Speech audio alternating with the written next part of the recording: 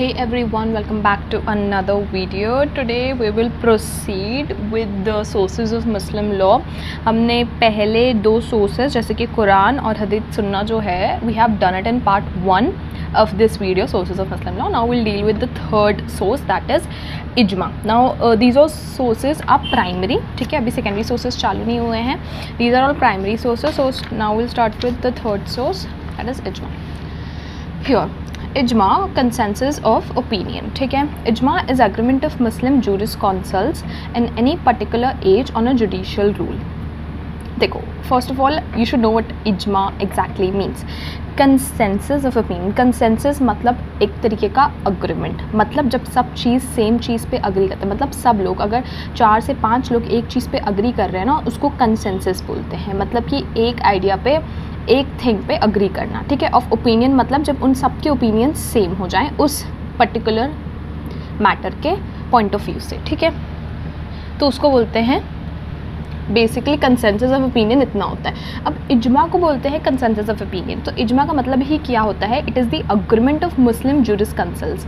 मतलब कि जो मुस्लिम जूरिस्ट होते हैं, जितने भी मुस्लिम जूरिस्ट हैं, जब वो एक अग्रीमेंट पे आते हैं एक पर्टिकुलर रूल को लेके ऑफ पर्टिकुलर एज मतलब आज के समय के हिसाब से, या अगर पहले कभी इजमा बना है तो उस समय के हिसाब से, जब मुस्लिम जूरिस्ट जो है उस समय के हिसाब से किसी भी टॉपिक जो कि एक जो एक टॉपिक ऐसा होता है जिस पे लॉ नहीं बना होता है, या फिर ऐसा टॉपिक जो is contravention of law but is necessary for that time, तो उस लॉ को, उस मैटर को कौन डिसाइड करेगा? मुस्लिम जूरिस्ट डिसाइड करेंगे. किसके थ्रू करेंगे? इजमा के थ्रू, ठीक है. तो जब मुस्लिम जूरिस्ट एक मैटर पे अग्री कर जाते हैं उस पर्टिकुलर एज के मैटर पे, तब उस अग्रीमेंट को इजमा बोलते हैं. और इजमा एक सोर्स ऑफ लॉ ऐसा है कि भले वो मैटर जो है वो कुरान में नहीं दिया होगा, पर अगर मुस्लिम जूरिस्ट के हिसाब से उस मैटर पे अग्रीमेंट है और they have decided it on some basis, तो उसके बाद से वो जो है एक सोर्स ऑफ लॉ बन जाएगा, ठीक है, या फिर वो एक रूल बन जाएगा after the discussion of Muslim jurist. Originally भले वो कुरान में नहीं दिया हो या हदीत में ना हो, बट अगर वो उनका कंसेंसस ऑफ ओपिनियन एस्टैब्लिश हो जाता है एक पर्टिकुलर रूल पे, तो फिर वो एक इजमा बन जाता है और वो इजमा एक सोर्स ऑफ लॉ है इन मुस्लिम्स. नाउ अथॉरिटी मतलब कि किस बेसिस पे इजमा एक रूल ऑफ लॉ होता है और किस बेसिस पे इजमा को फॉलो करना चाहिए. द अथॉरिटी ऑफ इजमा as a source of law is found on Quranic and सुन्ना टेक्स्ट, ठीक है. अब जो भी वो लोग डिडक्शन निकालते हैं, या फिर डिडक्शन तो वैसे कियास होता है, बट जो भी वो लोग डिसाइड करते हैं ना, वो जो जिस बेसिस पे करते हैं वो कुरानिक और सुन्ना टेक्स्ट के अकॉर्डिंग होना चाहिए, ठीक है. जैसे कि स्टार्टिंग के वेरी मेन सोर्सेज होते हैं कुरान और सुन्ना और हदीत, ठीक है. तो इनके बेसिस पे ही इजमा जो है अथॉरिटी अपनी गेन करता है, इन दोनों के बेसिस पे, ठीक है. देन इजमा has been classified into 3 types. मतलब वी हैव 3 टाइप्स ऑफ इजमा. फर्स्ट इज इजमा उस सहाबा, इजमा उल फ़क़ाहा एंड इजमा उल उमाहा. ओके, इजमा उस सहाबा दैट इज़ कंपेनियंस का इजमा, companions in the sense companions of prophet Muhammad, ठीक है. फिर है इजमा उल फ़क़ाहा, ये है जूरिस्ट का इजमा. जूरिस्ट का जब सेम टॉपिक पे एक कंसेंसस आता है, एक अग्रीमेंट आता है, तो उस इजमा को बोलते हैं इजमा उल फ़क़ाहा. एंड इजमा उल उमाहा इज़ द पीपल मतलब लोगों ने अपने में ही डिसाइड किया है दैट वी विल फॉलो और we will follow this type of law that has been interpreted by the Quranic or the Sunnah text, ठीक है.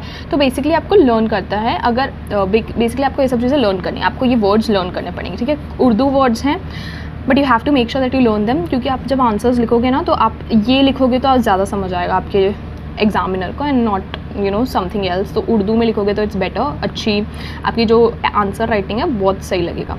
तो सहाबा बेसिकली कंपेनियंस का रहता है, जो कि यूनिवर्सली एक्सेप्टेड है, और ये जो दोनों हैं वो डिस्प्यूटेड मतलब कभी माने जाते हैं कभी नहीं माने जाते. मोस्टली जो है ना, जो इजमा है, इजमा मतलब कंसेंसस है किसका? कंपेनियंस का. वो ज़्यादा एक्सेप्ट किया जाता है in Muslim law rather than jurist और पीपल का, ठीक है. तो इजमा उस सहाबा मतलब कंसेंसस ऑफ ओपिनियन, मतलब एक मैटर में उन सब का ओपिनियन सेम है. किन सब का? कंपेनियंस का. इसलिए जो इजमा उस सहाबा है वो यूनिवर्सली एक्सेप्टेड है, ठीक है. हर मुस्लिम उसको एक्सेप्ट करता है. Then we have Shia school did not accept ijma unless it comes from the family of prophet or jurisconsult endorsed by Shia imam. Shia एक तरीके का it's a type of Muslim. जो Muslims हैं they are divided into two sects. One is Shia and the other is Sunni. तो Shia जो हैं वो क्या करते हैं, शिया मुस्लिम्स, ओके, शिया मुस्लिम्स तभी इजमा को एक्सेप्ट करते हैं जब वो इजमा जो है वो फैमिली ऑफ प्रोफेट मतलब प्रोफेट के आने वाली जो जनरेशन्स हैं उनमें से किसी का हो मतलब उन्होंने इजमा बनाया हो, उन्होंने कंसेंसस दिया हो उस इजमा के लिए, अग्रीमेंट दिया हो, या फिर उन जूरिस कंसल्ट्स का हो जो कि एंडोर्स मतलब अप्रूव्ड, ऑफिशियली अप्रूव करना किसी चीज़ को। तो वो जूरिस कंसल्ट्स मतलब वो जूरिस जो कि शिया इमाम मतलब बेसिकली शिया जिनको प्रॉफिट के बाद सुप्रीम अथॉरिटी मानते हैं उनको शिया इमाम बोल रहे हैं वो लोग।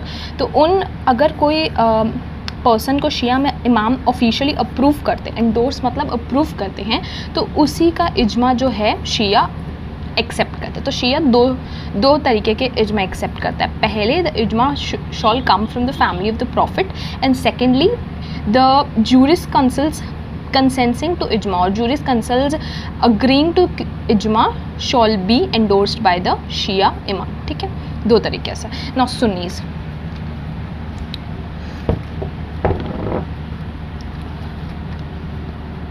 Sunnis consider ijma necessary where Quran cannot be applied. जहाँ पे कुरान के वर्सेस या कुरान के रूल नहीं अप्लाई हो सकते वहाँ पे सुन्नीस कंसिडर्स इजमा नेसेसरी। तो वहाँ पे सुन्नीस के लिए इजमा फॉलो करना हो जाता है बहुत ज़्यादा necessary. Okay, let's go further. Now we have some important requirements for validity of इजमा। ठीक है, अब चलो इजमा बन तो गया but how to validate it. ठीक है, बिकॉज कुरान और हदीस सुनना जितना उसका अथॉरिटी नहीं होता, तो उसकी वैलिडिटी के लिए क्या क्या रिक्वायरमेंट्स होती है। सो इजमा की फर्स्ट रिक्वायरमेंट है it shawl not come into conflict with Quran और हदीस। ठीक है, कुरान और हदीस के कन्फ्लिक्टिंग में नहीं आना चाहिए उसका सब्जेक्ट मैटर इजमा का। ठीक है, कुरान और हदीस में जो जो रूल्स दिए हैं वो जो है पैरेलल होने चाहिए विद द डिसीजंस ऑफ इजमा, the consensus of opinion under इजमा। Once a question is determined by the इजमा it can not be reopen by individual jurist. मतलब अगर 3-4 ज्यूरिस्ट ने कंसेंसस के थ्रू एक इजमा फ्रेम कर लिया है, question of law has been dealt with, तो फिर वो एक ज्यूरिस्ट दोबारा नहीं खोल सकता। ठीक है, क्योंकि आप 4-5 ज्यूरिस्ट के कंसेंसस उनके अग्रीमेंट से एक इजमा बनाए हो ना, तब आप उसको इंडिविजुअली नहीं खोल सकते। वंस इजमा may be reverse by subsequent इजमा, एक इजमा दूसरे इजमा से रिवर्स हो सकता है। ठीक है, जैसे वन जजमेंट, अगर सुप्रीम कोर्ट की एक जजमेंट आती है तो दूसरी जजमेंट को वो रिवर्स कर सकती है। When jurist of age have expressed only 2 views on a particular question, a third view is inadmissible. मतलब कि जब भी ज्यूरिस्ट 2 व्यूज़ ऑलरेडी दे देते हैं उस सिचुएशन पे और इजमा ऑलरेडी फॉर्म हो जाता है, तो जो थर्ड व्यू रहता है वो इनएडमिसिबल हो जाता है। ठीक है, now let's go to the next source, that is qiyas और analogical deduction। ठीक है, आंसर्स लिखते हैं time you can also right this bracket में, बिकॉज उससे थोड़ा ना एक तरीके का समराइज हो जाता है कि ये सोर्स ऑफ लॉ क्या है। ठीक है, for answers to new cases which are not provided in Quran, हदीथ एंड इजमा, jurist have recourse to reason, logic and opinion, thus analogy became fourth source of Islamic law. ठीक है, अब ऐसे आंसर्स और ऐसे क्वेश्चंस जो कि कुरान, हदीथ या इजमा में नहीं इंटरप्रेट हो पाए या इजमा में नहीं फॉलो अप हो पाए। ठीक है, ऐसी कोई भी चीज़ जो कि न्यू एज के हिसाब से अब जैसे जैसे जनरेशन आगे बढ़ती जा रही है, हो सकता है कि ऐसी कोई सिचुएशंस आए जिसके आंसर जो हैं वो इन सोर्सेज ऑफ लॉ में ना हो, तो फिर क्या होता है, ज्यूरिस्ट जो है वो कियास को यूज़ करते हैं। कियास बेसिकली मीन्स डिडक्शन मतलब कि जो ओरिजिनल रूल दिया रहता है कुरान, हदीथ या इजमा में, ठीक है, उन तीनों रूल में से इन तीनों के जो रूल्स दिए रहते हैं और बेसिकली जो वर्सेस लिखे रहते हैं इनमें उनको डिड्यूस करना, मतलब कि उनको रिलेट करके एनालॉजिकली एक तरीके का एक आंसर निकालना, एक तरीके का एक मीडिएटिव रास्ता निकालना। ठीक है, सो दैट वर्ड्स कियास means, there is a formal definition here, कियास और analogy is the process of deduction by which the law of a text is applied to cases which, though not covered by the language, are governed by the reason of text। मतलब language मतलब जो generalised वे है उसमें उसके under अगर वो नहीं भी आ रहा है ना, वो केस वो सिचुएशन अगर वो जनरलाइज लैंग्वेज के अंदर नहीं भी आ रहा है, फिर भी अगर हम कियास से डिडक्ट करके निकालें तो वो आ सकता है, ठीक है। अब यहाँ पे ना in this book we have an very good example, जिससे कि आपको कियास का जो कॉन्सेप्ट है वो समझ आ जाएगा, ठीक है। आई थिंक यहाँ पे दिया हुआ है ये देखो, आई जस्ट एक्सप्लेन इट। क्या दिया कि strong drink is prohibited by explicit provisions. Cause for prohibition is intoxicating effect. If we assume that wine had not been explicitly prohibited, we are still able to equate it by analogy to strong drinks in general, since the cause of the prohibition is effect of intoxication to which both give rise. अब बोला गया है कि जो strong drink है, कोई भी ऐसी स्ट्रॉन्ग ड्रिंक जो है वो एक्सप्लिसिट मतलब कि साफ साफ लिखी हुई है कुरान और हदीस में या कोई भी ऐसे सोर्स में, मे बी कुरान में, कि जो है नहीं पीनी चाहिए and you should avoid it, ठीक है, एज अ मुस्लिम। उसका रीज़न क्या है? क्योंकि वो इंटॉक्सिकेट कर देती है बंदे को, ठीक है, किसी भी पर्सन को जो उसको कंज्यूम करेगा। अब वाइन, बियर या किसी भी प्रकार की जो अभी ड्रिंक्स आई हैं, जैसे वाइन अभी न्यू एज ड्रिंक समझ लो, ठीक है, तो ये ड्रिंक जो है वो एक्सप्लिसिटली नहीं लिखा गया, सिर्फ स्ट्रॉन्ग ड्रिंक लिखा गया है। फॉर एग्जाम्पल वाइन कुछ नहीं लिखा है, ठीक है, बताया नहीं गया कि उसमें वाइन इंक्लूडेड है कि नहीं है, सिर्फ स्ट्रॉन्ग ड्रिंक लिखा है। पर क्योंकि स्ट्रॉन्ग ड्रिंक इसलिए नहीं पीनी चाहिए क्योंकि वो इंटॉक्सिकेट कर देती है पर्सन को, इसलिए हम एज्यूम कर सकते हैं कि वाइन जो कि एक ड्रिंक है, सेम वो भी इंटॉक्सिकेट करती है, ठीक है, इंटॉक्सिकेशन का जो इफेक्ट है वो भी सेम रहता है उसका, स्ट्रॉन्ग ड्रिंक के एम्बिट के अंदर ही आता है। तो हम ऐसे डिड्यूस कर सकते हैं कि वाइन भी है जो वो स्ट्रॉन्ग ड्रिंक के प्रोविजन के अंडर आएगी, ठीक है। So that is the whole point कि भले स्ट्रॉन्ग ड्रिंक के अंडर वाइन लिखी नहीं है कुरान में कि वाइन जो है वो भी इंक्लूडेड है इसमें, पर अगर हम लोग वाइन का इफ़ेक्ट देखें, इफेक्ट जो है इंटॉक्सिकेटिंग इफेक्ट जो है, जो कि स्ट्रॉन्ग ड्रिंक भी देती है, तो अगर वाइन का इफेक्ट भी इंटॉक्सिकेटिंग ही है सेम एज स्ट्रॉन्ग ड्रिंक, तो वाइन को भी हम अज्यूम कर सकते हैं एनोलॉजी के थ्रू, कियास के थ्रू, कि वाइन भी जो है वो हमको प्रोहिबिट करनी चाहिए and Muslim should not consume wine, ठीक है। This is a great example to understand कियास। I hope you have. Let's move forward with Qiyas. What is next? All the 4 schools of Muslim jurisprudence accept the authority of Qiyas as a source of law. देखो जितने भी schools हैं मुस्लिम jurisprudence के, they have accepted the Qiyas, ठीक है, and power of making Qiyas lies only with the Muslim jurist. जो भी मुस्लिम jurist हैं वही Qiyas का फ्रेम जो है वो framing of Qiyas lies with them. ना हमारे पास एक और सोर्स है as a primary source and that is equity and absolute good, ठीक है। अब इक्विटी एंड एब्सोल्यूट गुड के अंदर हमारे पास बहुत सारे रूल्स आते हैं, मुस्लिम रूल्स, ठीक है, जैसे कि वी हैव इस्तेहसन, ठीक है, वी हैव अल मसली अल मुरसला, वी हैव इस्तिदलाल एंड इस्तिशाब, वी ऑल्सो हैव इज्तिहाद एंड तकलीद, then we have I think इज्तिहाद एंड तकलीद is the last one, okay. तो देखो ये जितने भी रूल्स हैं, let's also discuss it, because Urdu names हैं, कभी कभार नहीं समझ आएंगे, कभी कभार इफ़ यू रीड देम। तो पहले देख लेते हैं इस्तेहसन क्या बोल रहा है। सो इस्तेहसन is basically juristic preference, setting aside of analogy in presence of a stronger source, give elasticity and adaptability to शरिया। हनाफी स्कूल अप्लाई इस्तेहसन in special circumstances. Basically setting aside of analogy, analogy मतलब कि कियास। My pen is in working, okay. Setting aside of कियास, ठीक है, let me just write it again.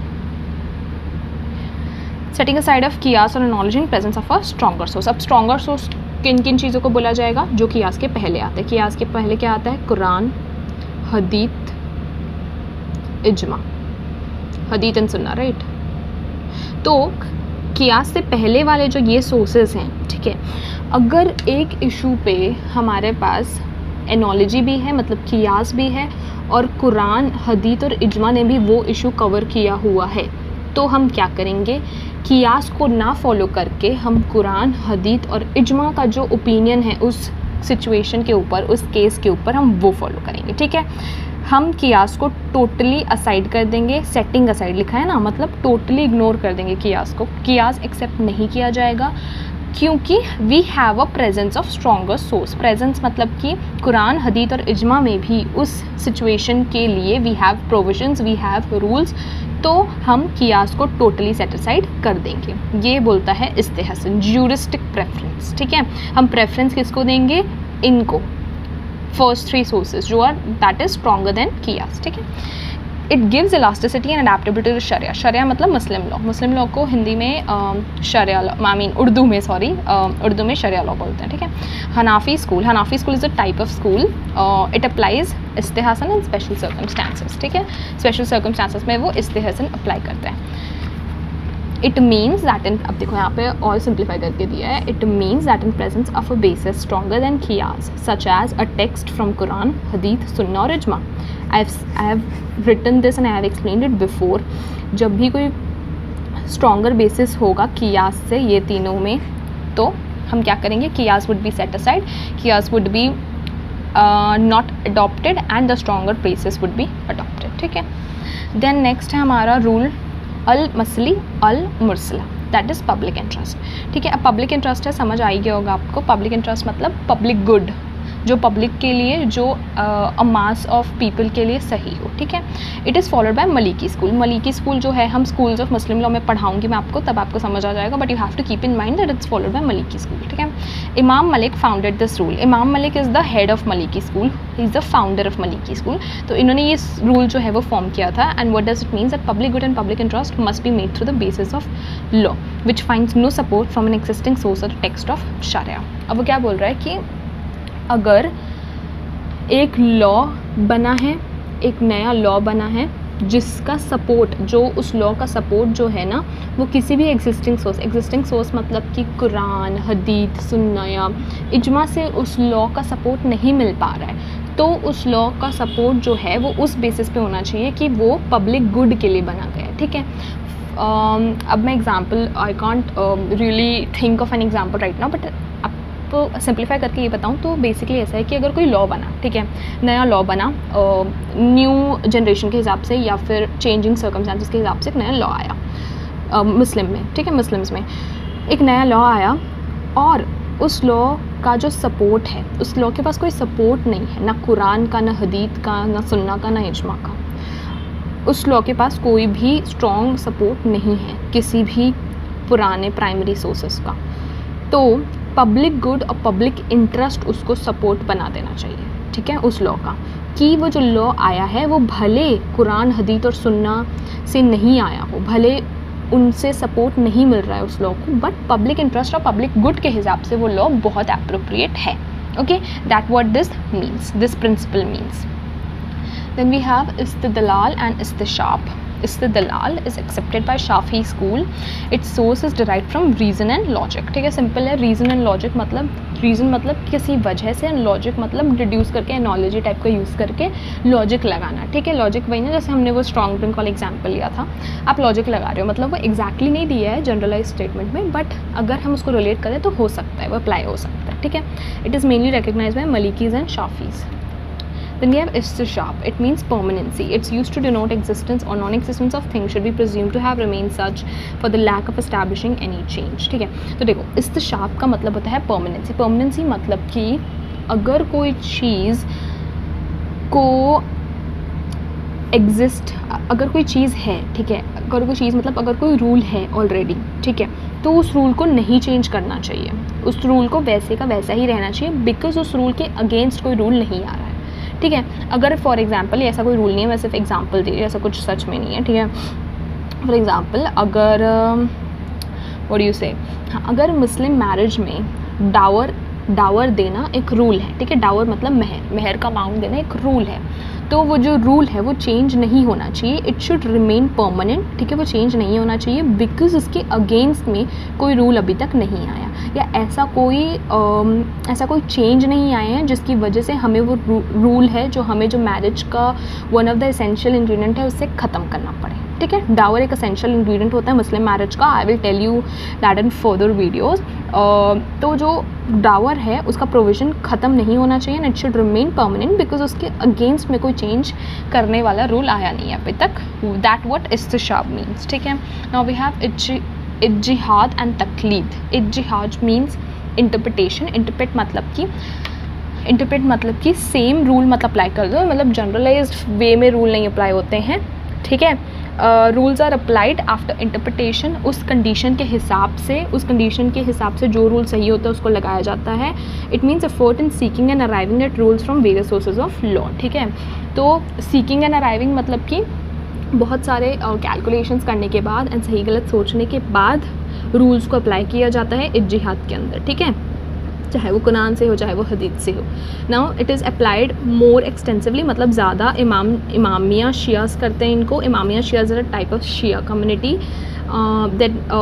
Then by followers of Sunni school. Sunni से ज़्यादा इसको Imamia शियास follow करते हैं इज्तिहाद को। देन वी हैव तकलीद। तकलीद मीन्स इमिटेशन। इमिटेशन मतलब पूरा कॉपी करना, मतलब कि opinions of others are followed without understanding और स्क्रूटिनी।